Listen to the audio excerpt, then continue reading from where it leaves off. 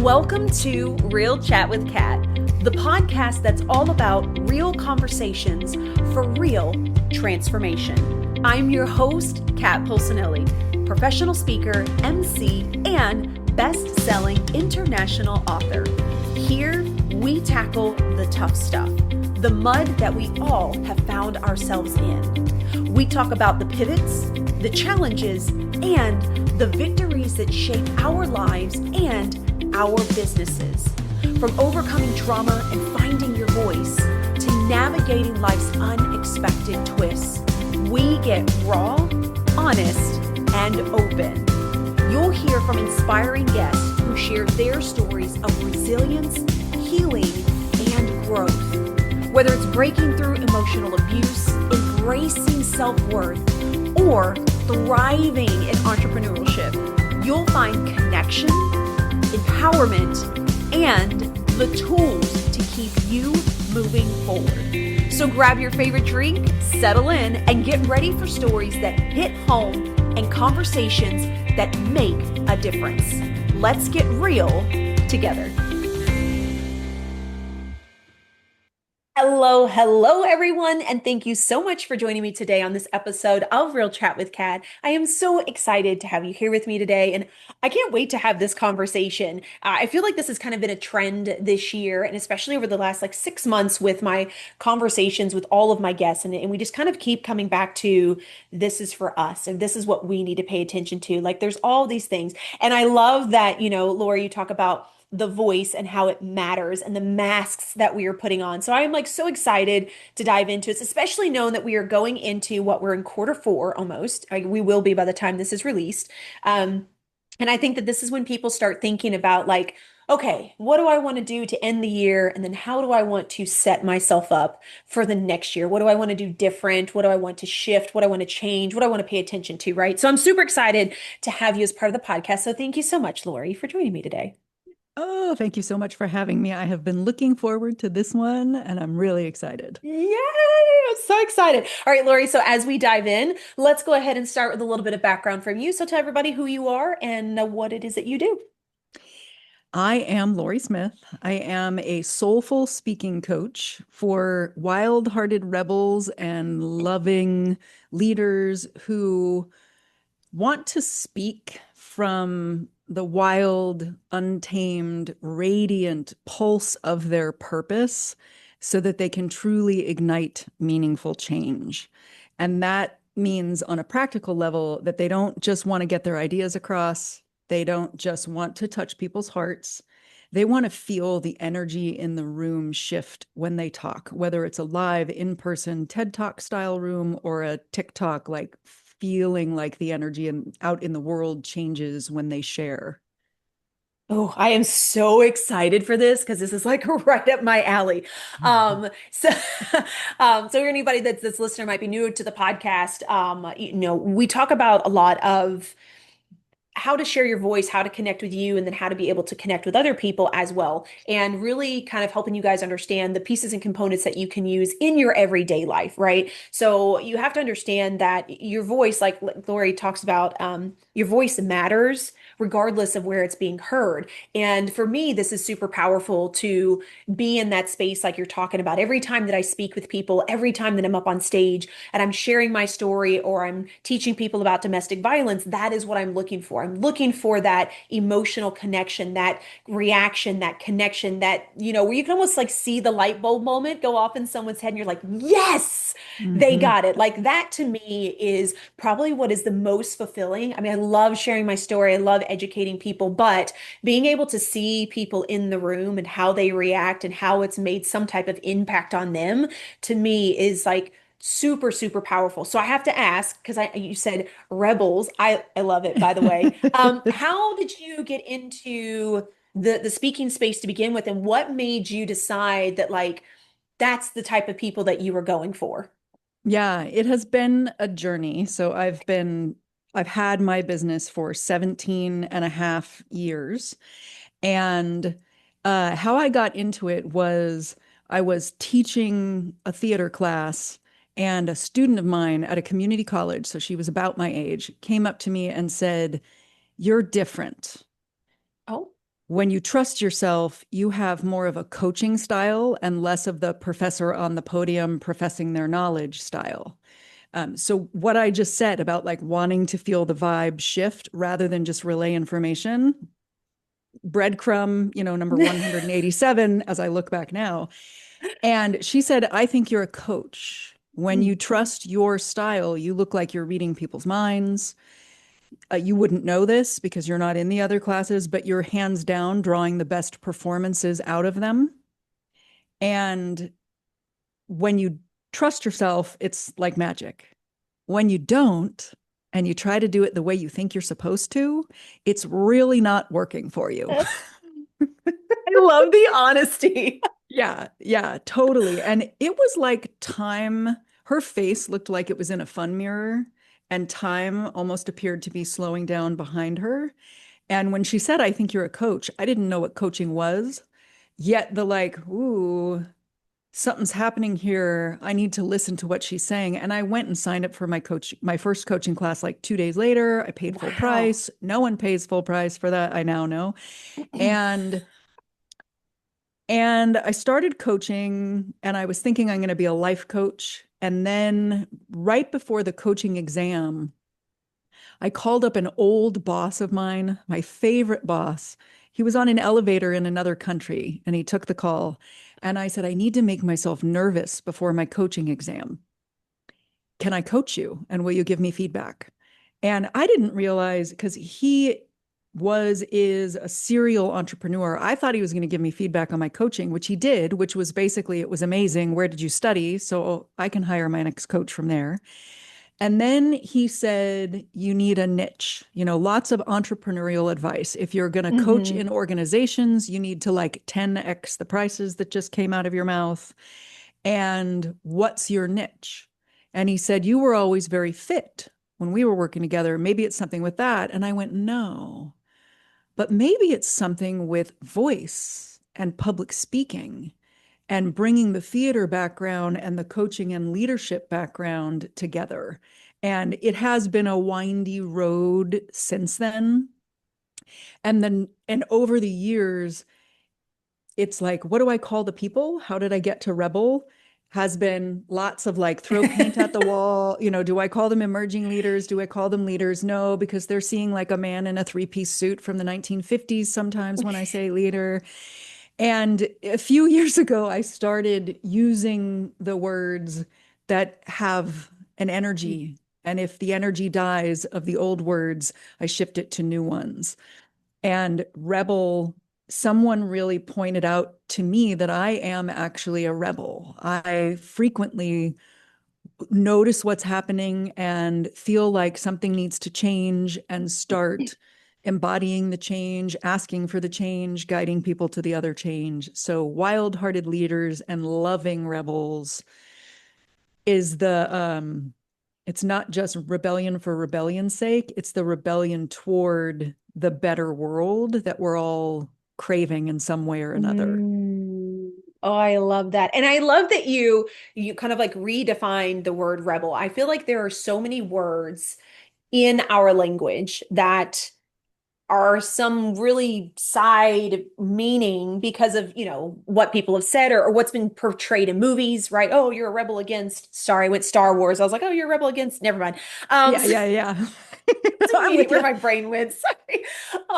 But it really is interesting when you look at the definition of the words that we are utilizing and then shifting your perspective on what that actually means. Because even with rebel, I don't necessarily that it means that you're just like tyranny or going against everybody and screw all the things, but it's being able to do things in a different way, being able to see things in a different light, being able to see beyond what has kind of been put in front of us, this border, and saying, no, like that's not how things have been being done. And I kind of want to go in this direction. And I Yeah. think that it's wonderful to have people in that space too, because like you were saying, we're opening up how we are speaking to people. And if we're using that as a way to get through to people or teach them something, and being able to have a perspective like that where you don't necessarily follow the norm and you don't necessarily follow exactly what everyone says, it allows other people to be able to think of things differently. I one of the things that I always loved growing up was that every person that I was friends with was totally different. You know, there were some that were like really like book shy people that just kind of hung out with me here. And then I had, some people that were in like what people would call the emo club. That was never my thing, but I loved them. And like I loved having people that were different around me. And still to this day, even when I run the podcast, like that's one of my favorite things is what can I find about someone that is different, that teaches me something, cultures and stuff like that. I love that kind of stuff. I love the differences. And I think that, or I feel that in the world that we are in nowadays, being different means bad, Mm.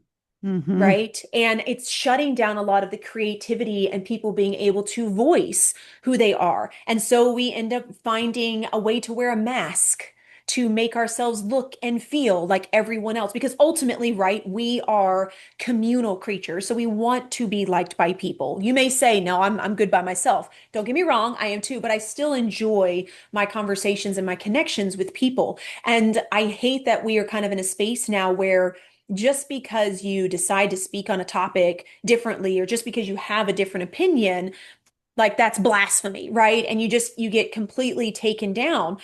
So with people that are in this space, right, that are coming up and saying like, I know I want to do different. I know I want to speak different. I don't want to be the guy in the suit from the 1950s. Like, how do you start that conversation for someone that has that spark, that feel, and allow them to lean into that without allowing fear to kind of take over? Yeah, it can be different for every single person. And one of the ways that I might start is to ask them what is the change that they want to bring? What are their Mm, values? What is their vision? What's the dream that they have? And then when they're speaking, how does this moment connect to that larger why that they have or dream that they have? Because it can begin to make the fear voices fade away because we're not looking at the fear, we're looking at the thing that's bigger than the fear. That's probably that's going to be involved whether I start there or not. Sometimes we might need to take a moment and address the fear because the it feels bad to stand out can actually be it feels dangerous to mm. stand out or be seen. Like we're going to be noticed. We have flashbacks to being bullied in high school, so sometimes we need to look at that fear and almost even take a moment to notice what are the masks that you've worn throughout your life that have, instead of actually having you know that you belong, that have helped you to fit in or to hide, depending on what was going to feel safer. And then thank them for having kept you safe and done their job and choose to release them. The masks for me often feel like it's a strength of a person. So I'm very intuitive and I was intelligent enough to think that I was a left brain kind of intelligent for a lot of my life. So I would protect myself with this heady hipster smart mask, kind of keeping the heart behind. And I am intelligent. But over time, when I was using that mask to protect myself, it almost became like a repetitive stress injury where if you've ever had like wrist trouble, it's like your wrist becomes frozen and you no longer have the dexterity because you kept it like this, mousing all day. And the masks are almost like that, where it's not, well, if you're intelligent, you need to not be intelligent. It's allow the repetitive stress kind of protective mask to melt away and to reintegrate with all parts of you, which, like you said in the beginning, at least for me, for most of my clients and friends in the world, it is allow yourself to be different. Allow yourself to have all of your color palette, which often we're the outsiders, the rebels, the misfits. And speaking of movies, when you were talking about Rebel, you made me think of the movie Rebel Without a Cause. Oh, It's not that kind of rebellion. It was like a teenage character who was very lost in the world because he was a rebel without a cause. These are rebels with a cause. There Mm. is that vision, something that they know the world would be a better place if they ushered in or held the space for some change. Oh, oh, I love this. Okay, let me stay on topic. Because I could go in so many different directions. And what I want people that are listening to understand, because I know we have some in the entrepreneurial space and we have some that just, have an everyday job. Your voice matters regardless. You don't have to be a billionaire. You don't have to be an entrepreneur. You don't have to own your own business.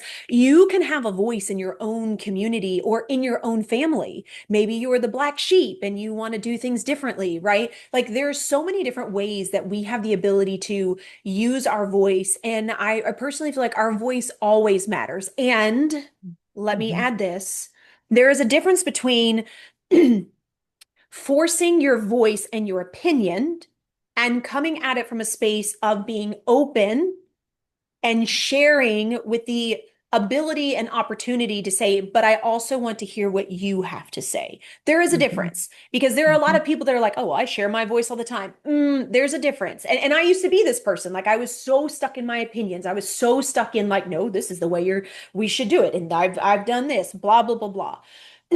It's very different when you are in a space that you want to share what you have because you want to help others feel a certain way, or you want them to be able to light up or get an idea the way that you did in your time of need or despair or whatever it is. That's very, very different because you're not forcing one view.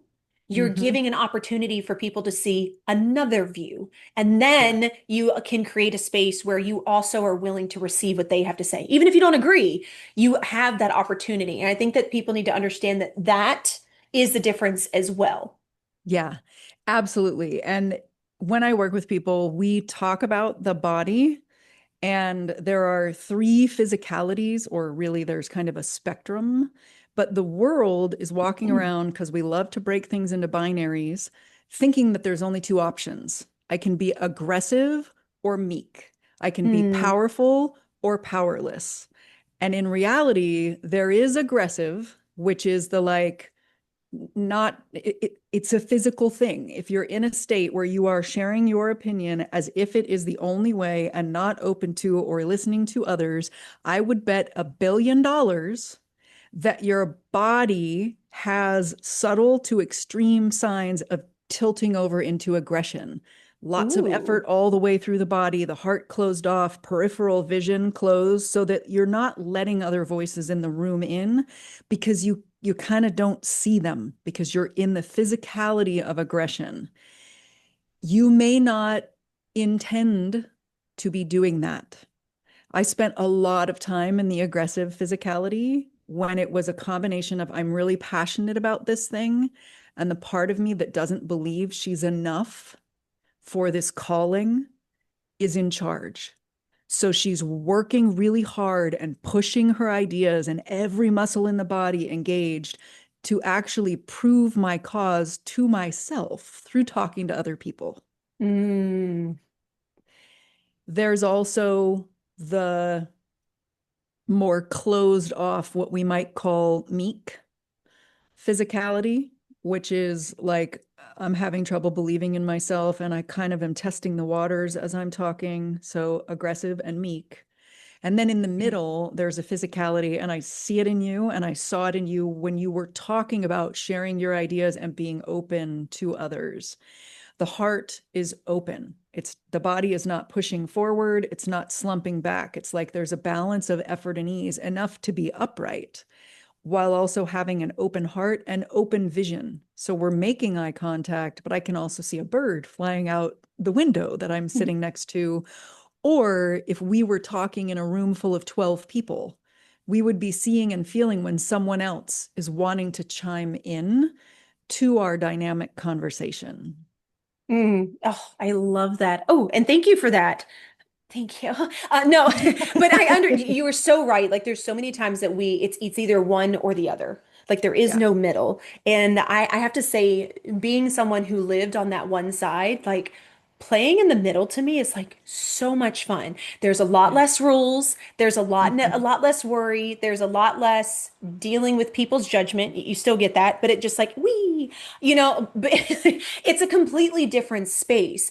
And Mhm. when you were talking about being able to be passionate about something, but you said, I'm proving it to myself. Now, this is Mhm. something that I have learned through years of doing speaking and stuff as well, is there is a difference, and I'd love for you to elaborate on this, when we are sharing our story from that space. Because if you are sharing it from a space of you are trying to tell yourself why it's worthy and you keep repeating it back to you versus taking yourself out of the equation and saying I'm here to make a difference in the lives of the people that I'm in front of. Those are two very different conversations. It could be the same words, but the feeling and the emotion and the energy that's behind it is completely different when other Yeah. people receive it. Yeah. And if you're, to me, one might need to lead to the other. So for some people, they might crave spaces where they can share their story and they are still processing the story themselves and healing the story themselves. And the emotions might be overtaking them and running the show at that point. And for a lot of people, they need to go through that. Hmm. They're on their way perhaps to standing on a stage or in front of a microphone and sharing their story where their journey is serving the people listening to the story. And if they have an intention for they want to see or feel the room shift to a sense of hope or a sense of empowerment or expansion or curiosity, if they're telling it from that place, they're serving with their story. And some people don't even think their story could serve. Mm. And if you're listening to this, I have not met a person yet in any of my programs, any people that I've worked with one on one who didn't have a story that could serve their people, the people who need to hear it. And since you mentioned Star Wars, it's like it's like you are somebody's Yoda out there, and the telling of your story allows the Luke Skywalkers to put themselves in your shoes and understand what is possible from your story. And it's a very different energy to be open and vulnerable and intimate with a crowd of people while also serving them than it is to be sharing a story when you're not quite ready because there's something that you personally are needing. Not that you won't get healing out of sharing your story. And there's a distinction. It's like a both and of I'm here to serve. And yes, some things might be healing and transforming and changing, and my consciousness might be raising as I'm telling my own story to this group of people. Mm. Oh, yeah. And it's so funny too, because like as you're talking about this, I'm thinking about, when I first started sharing my story of domestic abuse and how, I always wanted to share it in a way that people would hear it and connect to it, especially for those that had been through it, so that they could see there was another side. And there were a lot of times in sharing my story where, everything gets caught up in your throat, right? You kind of have to breathe through it because all the emotions are rising.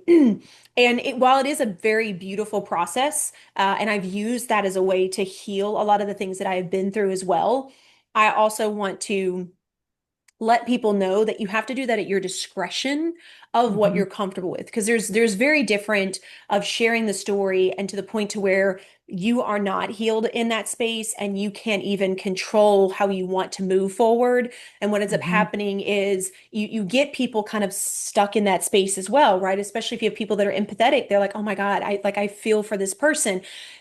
Now it's hard to get them to the mission that you wanted to take them through because of where you're at. I think it is so important to focus on whatever it is that you're wanting to tell and share at home, like on repeat. And I mean this like with your spouse, with your family. If you need to have a conversation and you know that the emotions are going to come up because of things that you've been through, you need to practice that behind closed doors. That's my opinion. Lauri, I'd love to know yours because I do feel like one, it gives you space to hear what it is you want to say. Two, you can let the emotions flow and it's okay. And then by the time you kind of get through it and say it again, it's a little bit easier. It's maybe a little bit different. It's maybe a little bit clearer than what you said before. And then when you do have that conversation, you're able to get your entire point across versus kind of falling in the middle of it.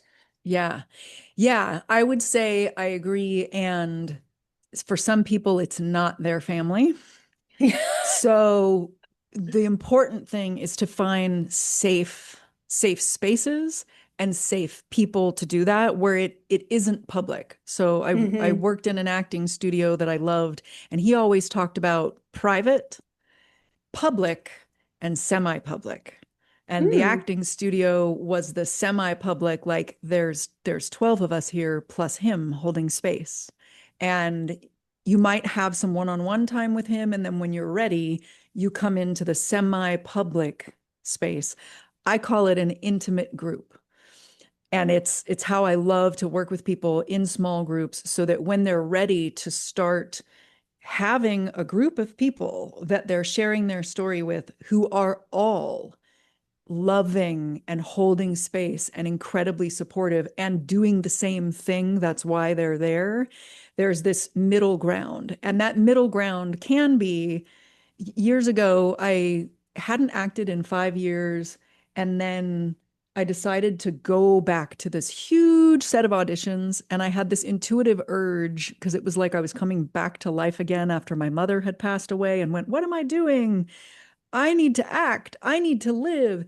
And I pulled out an old play about dating called Risk Factor that was more about the risk factor of your heart.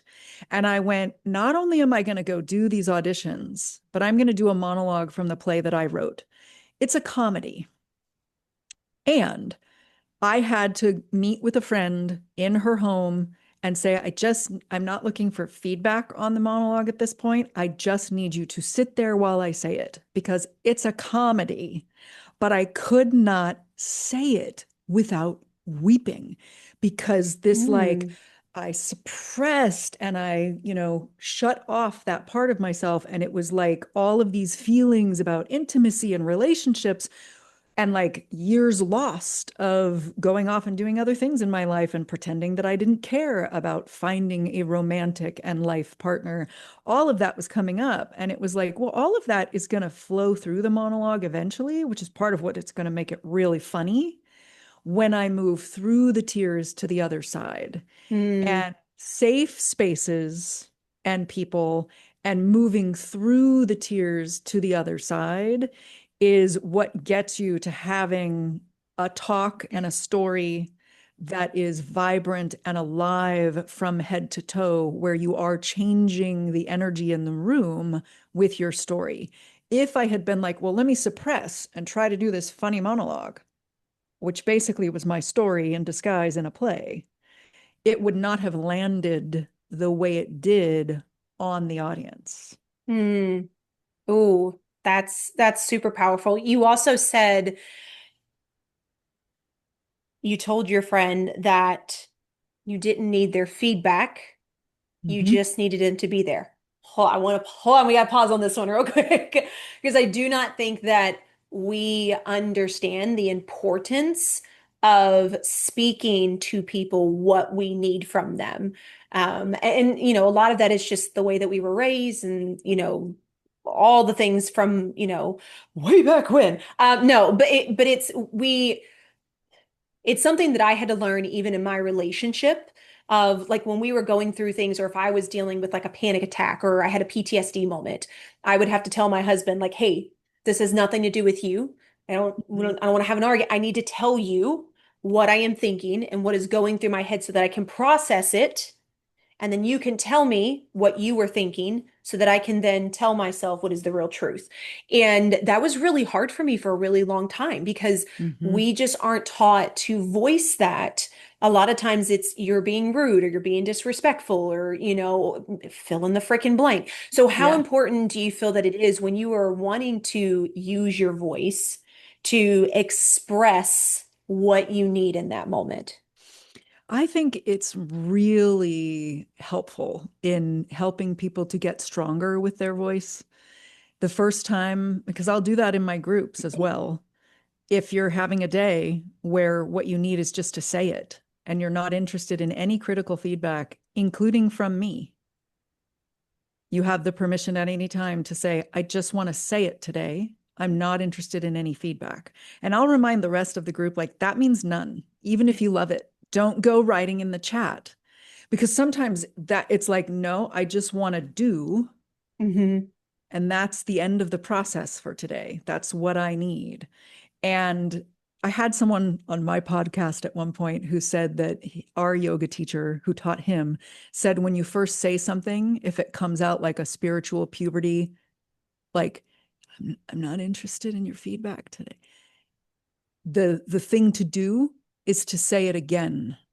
Like you Mm. say it twice in front of a whole group of people because you get stronger every time you say that hard thing until you all of a sudden you're 10 years in the future and you're like, it's not hard for me to design with my husband how I want a conversation to go.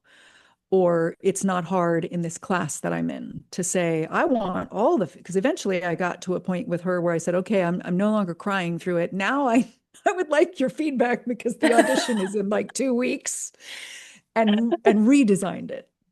That's Yeah. awesome. I think it's so important. I appreciate you bringing this up about being able to voice what is important for us in those moments.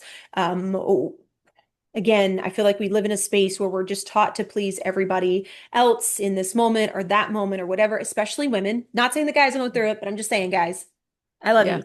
But a lot of times we are taught to play it small or be quieter or ask for it when it's convenient for other people. And Hmm. it's to me that is so damaging to Hmm. yourself when you do that. And I'm totally guilty of that. I did that for years, where everybody came first. My kids, my Hmm. husband, my family, anybody you could think of, right? Anyone I worked with, like they all came first. And then I would just be upset and complain about how I didn't get to do for me. And that really Hmm. was because I chose to put me last, right? Not because Hmm. anybody else saw that. And I think it's so important that we learn to speak even when Hmm. we feel like we can't. And I love the idea of saying it twice. I Hmm. really, really like that.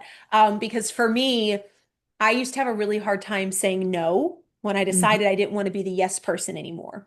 And Hmm. so for me, what I would do if I couldn't say, no, I'm not interested, or no, I don't really want to go to that, or whatever it was, I had a buffer that I used for a really long time. You're like, oh my God, you know what? That sounds great. Let me check my calendar and then I can get back to you. And there was something about giving that grace in that moment.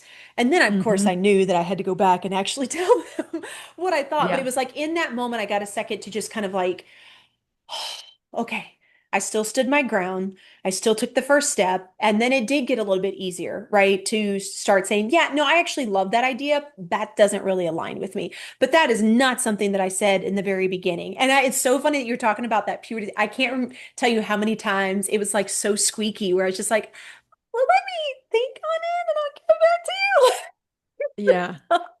Yeah. And it It's, sounds like eventually your buffer just becomes a breath. Like at first, yeah. it's, I'm going to go away, take some time to myself, and come back and tell you the no.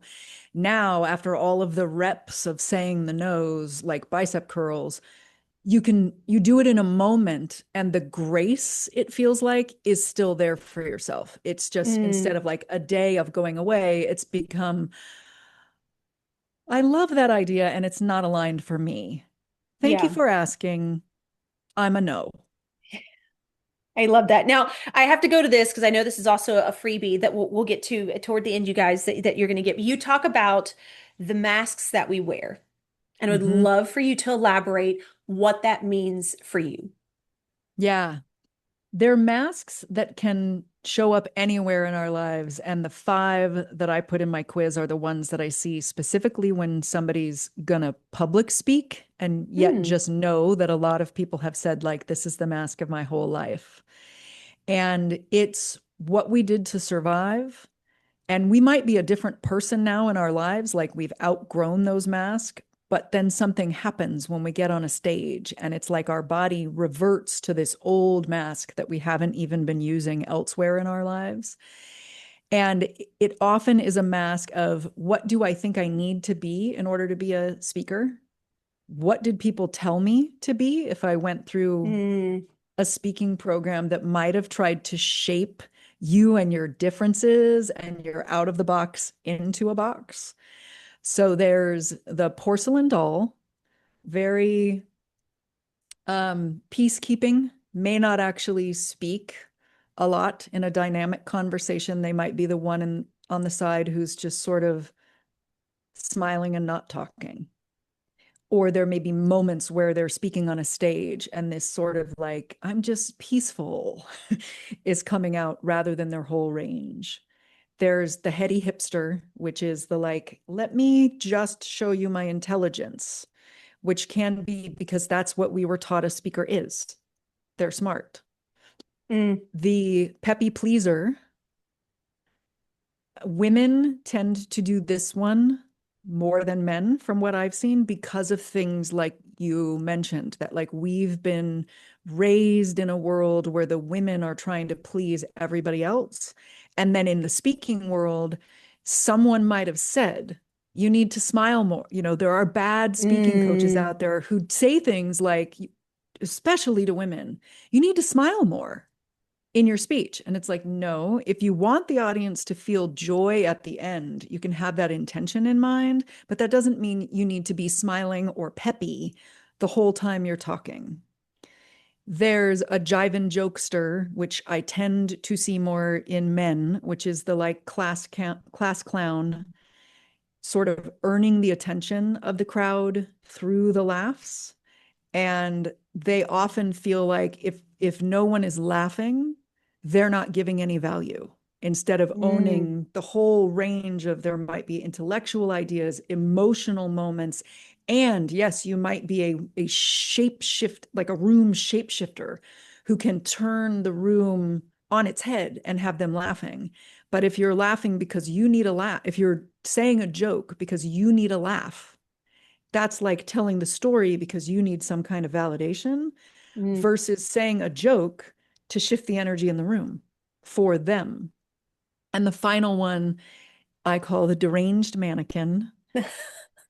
That is so I've used combinations of all of them. I've never really used the jive and jokester because that kind of funny is not a strength. I'm like one of those, I'm funny when I'm not trying to be funny people.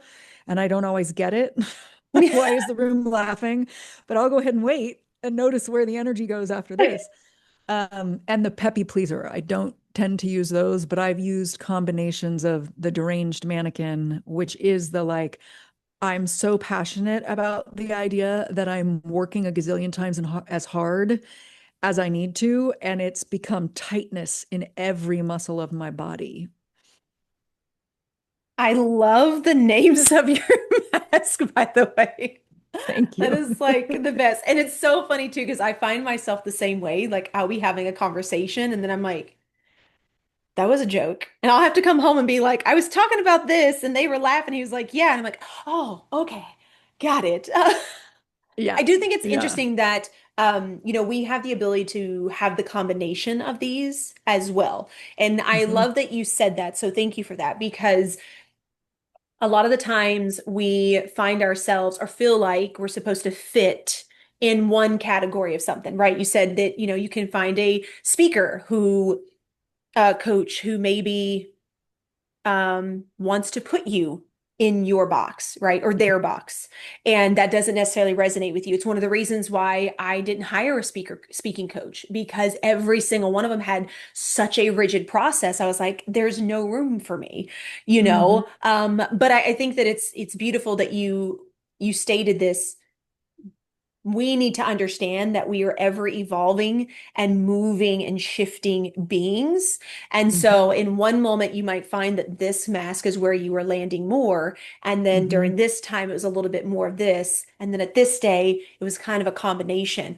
I love the ebb and flow of that. I think that Mhm. it gives us a space to not feel like there's something wrong or Yeah. I've got to fix something else because I didn't like fully fit in this spot, kind of a thing. And I think that that's super important for us to remember because again, we're not really taught that we can be dynamic and ebbing and flowing and one way in one day and one shift in the next. And I think that's the beauty of what I feel like the way that you teach is giving people that space as well to fully feel who they want to be on that Yeah. stage. And I'd like to ask you, from your experience, how important do you feel that that is to the audience when someone has the ability to be in that space?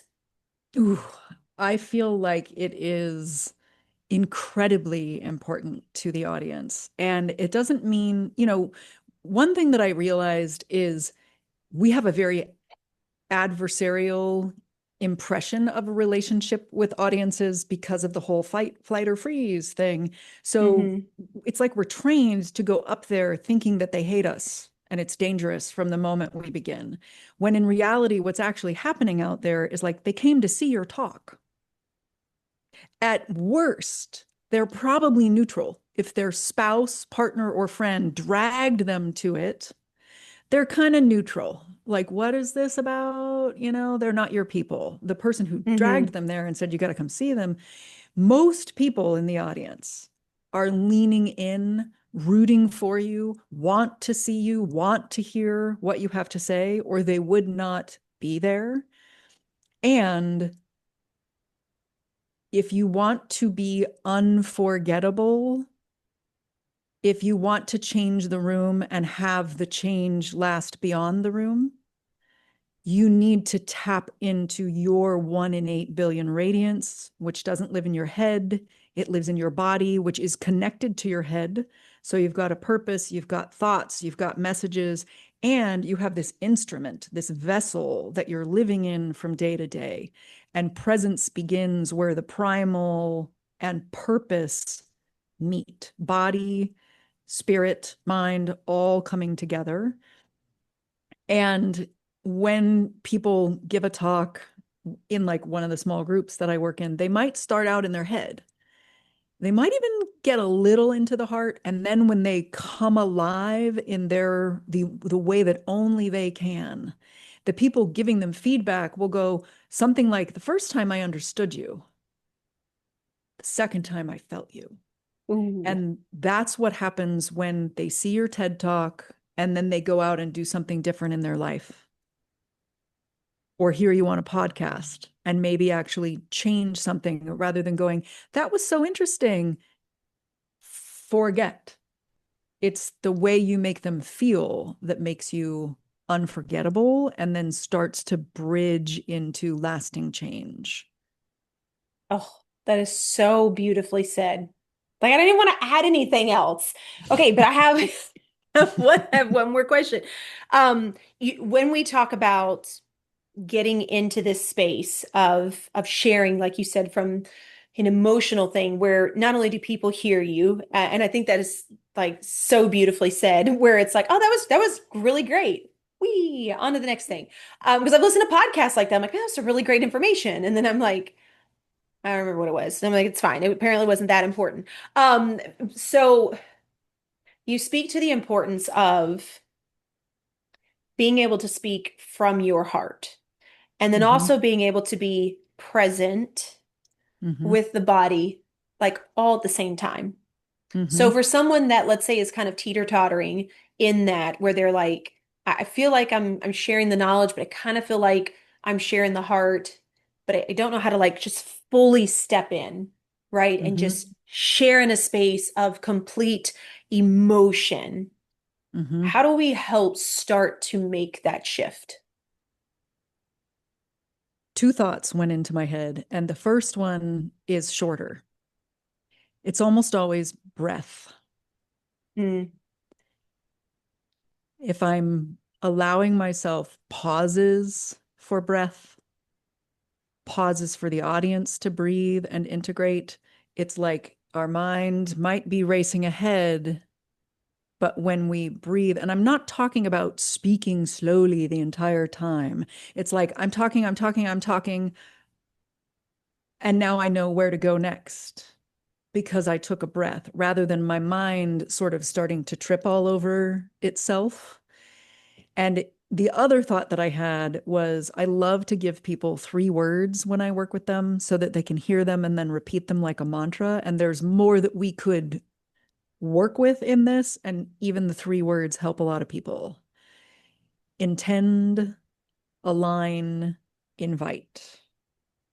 Intend is what's the emotional or energetic feeling you want to evoke in the audience. Aligning is aligning your body, your breath, and your energy with your most expressive self, which is where we could work and deepen, like, what does that mean? And where are you not already doing that? And it's the way we freely expressed, most of us, when we were babies. Mm.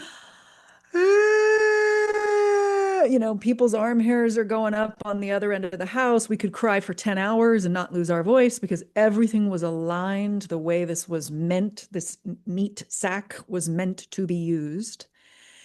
And then inviting is having a silent conversation underneath the verbal one, where you're inviting them into that energy intention that you set at the very beginning.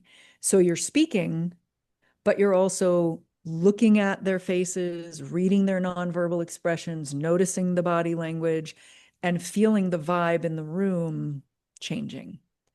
Intend, align, invite. And I feel compelled to say, your body remembers align, even though we haven't gone into detail with it yet. So if you're out there listening, feel free to try it the next time you're having a speech or an important conversation with someone in your world. Mm. I just want to talk to you forever, Lauri. Like it's we're just gonna keep going. You guys are just gonna listen. And no, everything that you say is amazing. And it's thank you for being so open about it instead of rigid on how you feel that things need to be done. I think that it creates a beautiful space for people to be able to hear more from what we are saying, right? And so I appreciate you sharing all of your knowledge and all of the information on the podcast and giving so much space for people able to see themselves, even if you're not coaching them yet. So as we are coming to a close, can you tell everybody then, like, how can they find you? How can they connect with you? How can they be in your world? Yeah. My hub is a website. It's voice-matters.com. And from there, you can scroll to the bottom. I am on LinkedIn, YouTube, and Instagram if those are your preference. And you can also take the speaker alter ego quiz to figure out which of those masks is the one that might be dimming your inner 1 in 8 billion radiance the most, which is your strongest one. And then you'll be on the list to hear about news, updates, tidbits, stuff like this.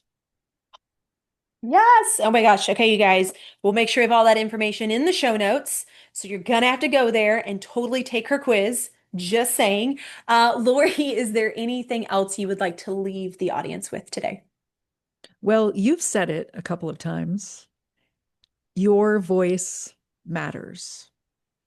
It is needed in the world. I believe that the world is almost like one big orchestra, and the string section has either stopped playing or they're trying to play like the drums, when in reality, what we need in order to reach global harmony is every voice in the conversation. The drums being drums and playing like drums, the string section being string instruments and playing like that, wind instruments, same thing. From that open-hearted place that you mentioned, that's how a whole bunch of voices and instruments doing different things and being different can come together and create harmony. So if you've been listening to this episode and you're like, it's amazing, these two have incredible chemistry, but they're not talking about me, you just might be the person that we need to hear from the most, because your voice matters and it is needed in the conversation. 1000%. Beautifully said, Lauri. Thank you so much for being a part of the podcast today. I can't thank you enough for sharing. Thank you so much for having me. I could talk to you forever too. To everybody else that's out there, oh my gosh. Like if you didn't have a light bulb moment, I need you to go back and listen to it again. Okay. I'm just saying. And please remember that when we are talking about you sharing your voice, remember it doesn't mean that you have to be someone on a humongous stage that is sharing with millions and millions of people. This can be in your local community. This could be with your family making a difference. Whatever you see fit is where you need to be heard. And I need you to understand that, as Lauri said, your voice does matter, and it doesn't matter who you are that you're speaking to. It doesn't have to be a huge crowd. It can be super small. You are going to make the impact on that one person that needed to hear what you had to say, which is going to help them shift in the direction that they need to go for their life. And if you can make one improvement, I feel like that is mission complete. So until next time, do one thing positive for someone each and every day and see the difference that it makes in your life. Catch you later. Thank you so much for tuning in to Real Chat with Kat today, where real stories meet real solutions. If you loved today's episode, don't forget to subscribe, leave us a review on Apple, and share this with someone who may also need to hear this as well. Let's also keep the conversation going. Follow me on socials at The Lotus Effect, connect with our incredible guests, and remember, you are never alone. Your story matters, and you have the ability and the power to rewrite it. You always have a choice. Until next time, stay strong, stay inspired, and keep showing up as the incredible, unstoppable